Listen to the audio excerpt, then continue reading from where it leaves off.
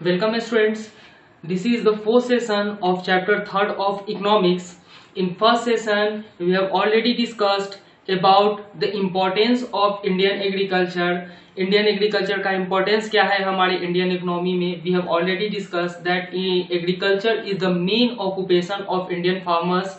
Agriculture ही है Indian farmer का मेन ये ऑक्यूपेशन माना गया है, या फिर अगर जीडीपी में भी हम देखें then it contributes more than the other sectors. इसका कंट्रीब्यूशन जो है जीडीपी में भी बहुत अच्छा रहा है as compare to the other sectors. And in second third session we have taught about the features of Indian economy. Feature, it means the everything about the Indian agriculture, that what kind of problems faced by the Indian agriculture, what are the systems, what are the facilities of Indian agriculture. We have already discussed in first and second third session. In this session, that is our fourth session, we will discuss about the agrarian reforms or reforms in Indian agriculture. किस तरह का agrarian reforms? Agrarian reforms, it means that the reforms on the basis of agriculture. किस तरह का सुधार, किस तरह के changes हमारे Indian agriculture में आए थे. We will discuss all these things in this session. For discussing these things, I categorize these agrarian reforms in three terms. The first one is technical reform, second one is institutional, and the third one is general reform. So we will discuss the first one, that is technical reforms of Indian agriculture. So let's start with our first point, that is technical reforms. Technical reforms, नाम से ही पता चलता है कि किस तरह के technique use किए गए थे for the betterment, for the promotion of Indian agriculture. तो अगर बेटरमेंट की बात आती है इंडियन एग्रीकल्चर की, तो इसमें सबसे पहला जो टर्म आता है वो आता है आपका ग्रीन रिवॉल्यूशन का. ग्रीन रिवॉल्यूशन, और ये आया था कब? ड्यूरिंग 1965. अब देखिए ग्रीन रिवॉल्यूशन के बारे में हम लोग लास्ट में पढ़ेंगे, इसका थोड़ा अलग से मैं कंसेप्ट दे दूंगा. बट यहाँ पे जब use of HYV seeds means what? High yielding variety of seeds, यानी कि वैसे सीड्स जिसका प्रोडक्शन या फिर जिसका जो प्रोडक्टिविटी होता है वो क्या होता है? हाई होता है. तो अगर देखिए टेक्निकल रिफॉर्म्स में अगर हम देखें then we are using the HYV seeds, high yielding variety of seeds. और ये जो सीड है, ये जो HYV सीड्स है, ये सारे क्रॉप्स पे इंप्लीमेंट नहीं हुआ था, बस कुछ ऐसे सिलेक्टेड क्रॉप्स हैं जिसमें कि HYV सीड्स का यूज किया गया था, जैसे कि वीट, बाजरा, मेज, ज्वार एंड कॉटन. ये जो है 5 हमारे ऐसे क्रॉप्स हैं जिसके लिए during green revolution HYV seeds को प्रिपेयर किया गया. HYV सीड्स का मेन कंसेप्ट यही होता है for the better production of crops in a small piece of land, है कि नहीं. अब देखिए ये जो हमारा HYV सीड्स, और इसका अगर हम लोग डेटा देखें ड्यूरिंग 2015 और 16 में, then we have the record that 304 lakh quintals of seeds have been sold out by the businessmen. अगर देखिए यहाँ HYV सीड्स जो है ये टोटल कितना, अगर 2015-16 की बात की जाए तो 304 लाख क्विंटल जो है HYV सीड्स का क्या किया गया था? सेलिंग किया गया था. और इसके तहत जो है आफ्टर 1965 नेशनल फूड कॉर्पोरेशन का भी एस्टेब्लिशमेंट किया गया था. National not food corporation, that is seed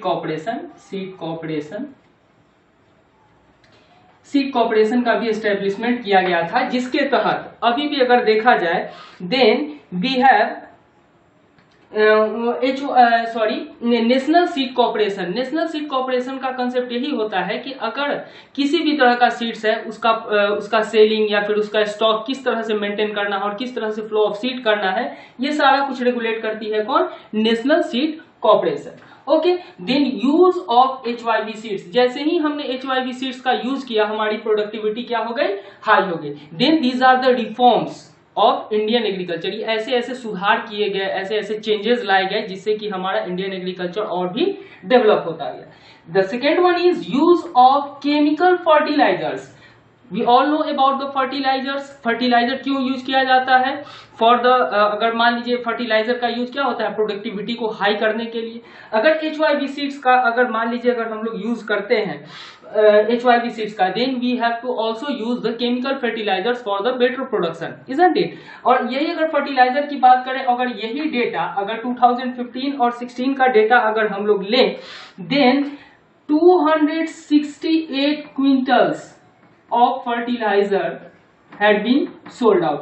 268 कुंटल जो है ये हमारा एक डेटा है जो कि हम लोगों इसको हम लोगों ने एक शो करने के लिए एग्जांपल के तौर पे बताया कि ड्यूरिंग 2015-16 टोटल कितना 268 quintals of fertilizers has been sold out. तो उस समय क्या था? इसका डिमांड था। और डिमांड क्यों था? क्योंकि हम यूज कर रहे थे किस तरह के सीड्स को?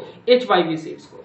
After that, our third point is use of insecticides and pesticides for the crops। Insecticide और पेस्टिसाइड हम लोग बचपन से ही पढ़ते आ रहे हैं कि फर्टिलिटी ऑफ सॉइल को मेंटेन करने के लिए या फिर सॉइल में किसी भी तरह से ये इरोजन ना हो जाए या फिर सॉइल का किसी भी तरह से उसको हार्म नहीं हो, देन वी आर यूजिंग, और हमारे क्रॉप्स को भी हार्म नहीं हो, then we are using insecticides और पेस्टिसाइड। यानी कि कीड़ों मकोड़े जो भी हमारे सॉइल में आ जाते हैं उसके रिमूवल के लिए हम लोग क्या यूज करते हैं? इंसेक्टिसाइड्स और पेस्टिसाइड्स। और देखिए गवर्नमेंट ने इस तरह के रिफॉर्म्स लाए कि इसमें देखा जाए, then we have 14 central plant production.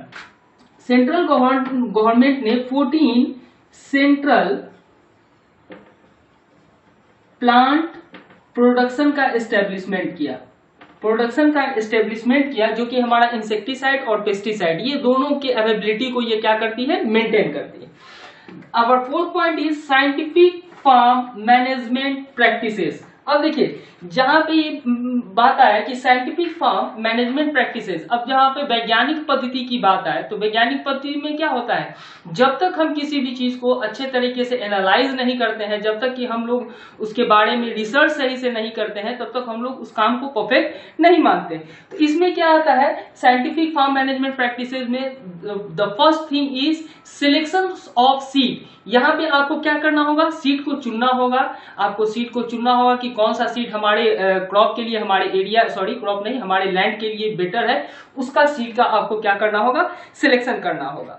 The second one is preparation of soil. Preparation, अब देखिए जिस तरह का क्रॉप उस तरह के आपको सॉइल का भी प्रिपरेशन करना होगा, यानी कि फर्टिलिटी ऑफ सॉइल को आपको लूज नहीं करना होगा। The third one is rotation of crops. Rotation of crops means what? अब देखिए एक बार अगर मान लीजिए अगर आप लोग खरीफ रबी का अगर प्रोडक्शन अगर आप अपने लैंड पे कर लिए तो आपको उसका अल्टरनेट फिर क्रॉप वहां पे क्या करना होगा?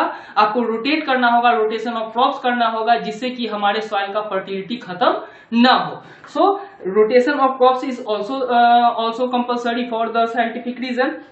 And the last one is selections of crops. अब किस तरह के क्रॉप को आपको सिलेक्ट करना है जो कि आपके वो पार्टिकुलर पीस ऑफ लैंड पे या फिर जिस लैंड पे आप प्रोडक्शन करना चाहते हैं वहां पे इसका प्रोडक्शन बेहतर हो। And the last one is mechanized means of communication. Mechanized means of communication. अच्छा पहले इसको बताने से पहले एक चीज और मैं यहाँ पे बता दूं, साइंटिफिक फार्म मैनेजमेंट प्रैक्टिसेस में वी हैव, अगर हम लोग देखें, then we have 23 universities of agriculture. अगर हम सेंटर की बात करें तो हमारे पास 23 ऐसे यूनिवर्सिटी हैं जो कि एग्रीकल्चर सेक्टर से रिलेट करते हैं। जैसा कि हमने एक एग्जांपल आपको दिया था कि बिहार में भी है, that is our Pusa agriculture farm, है कि नहीं? तो total number of agriculture universities in India that is 23। So let's come to the last point, that is mechanized means of communication। mechanized means of communication यानी कि जो communication है वो क्या होना चाहिए? communication it means कि जो हमारा फार्मिंग सिस्टम है वो क्या होना चाहिए? मैकेनाइज्ड होना चाहिए, यानी कि मशीन से रिलेटेड होना चाहिए। हमारे पास शॉर्टेज ऑफ मशीन्स नहीं होना चाहिए। देन द फर्स्ट, इसमें क्या आएगा? The first thing is use of machines. Use of machines. अब देखिए use of machines, we all know that India में एग्रीकल्चर होता है तो हम लोग मोस्टली क्या करते हैं, अपने ट्रेडिशनल फार्मिंग को ज्यादा प्रमोट करते हैं, ट्रेडिशनल फार्मिंग को ज्यादा हम लोग इंप्लीमेंट करते हैं। लेकिन यहाँ पे क्या है, जैसे ही हमारे यहाँ पे एग्रीनियन रिफॉर्म्स की बात आई, गवर्नमेंट ने इस पे बहुत सारे मेजर्स लिए, तो इसमें क्या बोला है कि यूजेस ऑफ मशीन्स, यानी कि आपको मशीन यानी कि ये मॉडर्न मीन्स ऑफ टेक्नोलॉजी को आपको यूज करना है फॉर द बेटर प्रोडक्शन, है कि नहीं। तो बेटर प्रोडक्शन के लिए आपको यूज ऑफ मशीन्स की भी आवश्यकता पड़ेगी। And the second one is low interest rate, low interest rate. अब देखिए, हम लोग सभी जानते हैं कि अगर फार्मर, इंडियन फार्मर जो होते हैं वो मोस्टली डिपेंडेंट होते हैं किस पे, मनी लेंडर्स पे, क्योंकि वो लोग बैंक के पास जाते नहीं, जबकि गवर्नमेंट ने बहुत एक अच्छा इंस्टीट्यूट, हम इसके बारे नेक्स्ट वीडियो में आपको बताएंगे भी, एक बहुत अच्छा फाइनेंशियल इंस्टीट्यूट जो गवर्नमेंट ने खोला है उसका नाम है नाबार्ड, ठीक है। ये टोटली इसका वर्क है किससे, एग्रीकल्चर से रिलेटेड, यानी कि एग्रीकल्चर से रिलेटेड जो भी फार्मर्स, अगर उनको लोन की आवश्यकता हो, क्रेडिट की आवश्यकता हो, तो ये फुलफिल करता है। तो लो रेट ऑफ इंटरेस्ट, गवर्नमेंट ने बहुत सारे कोऑपरेटिव सोसाइटीज, बहुत सारे फाइनेंशियल इंस्टीट्यूशंस, इवन नाबार्ड को ही इन्होंने एस्टेब्लिश कर दिया था, जिससे कि क्या हो, हम ये जो फार्मर्स हैं उनको क्रेडिट लेने में किसी भी तरह की परेशानी ना हो। So let's repeat all the points once again, that our topic is agrarian reforms or reforms in Indian agriculture। किस तरह का इंडियन एग्रीकल्चर में सुधार हुआ था, और agrarian means related to agriculture, agriculture से रिलेटेड सुधार किस तरह से हुआ था, उसमें हमने बताया आपको